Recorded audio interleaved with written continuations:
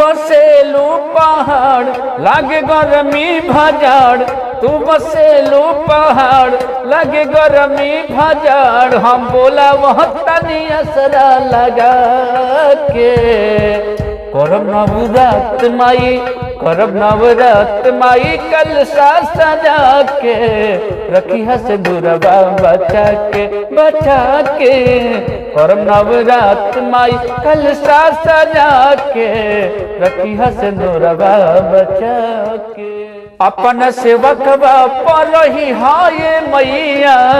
हरदम तुम्हें हरबान हो, देखी हो नयावे कभी दुखवा बलैया, कीर्ति तोहर बा महान हो, रहे अमर सुहाग खिलल रहे मोर बा, धन्य हो जाई ममता के पाके, करब नवरात माई, करब नवरात माई कलशा सजा के, रखी हस दूरबा बचा के बचा के, करब नवरात माई कलशा सजा के, रखी हस दूरबा बचा के। अन्हरा के दे देलू अखिया ये मैया,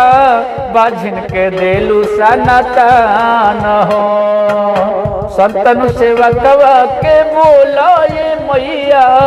कब पुरैबू अरमान हो,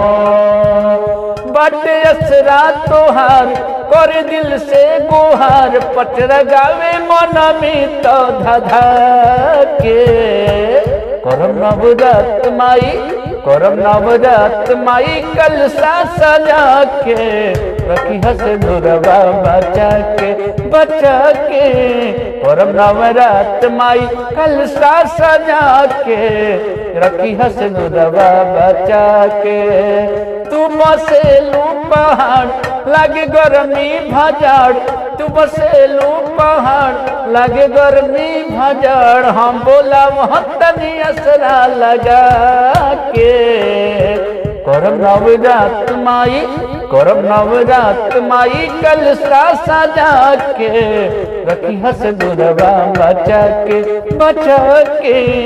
करब नवरात माई कलशा सजा के, रखी हस दूरबा बचा के।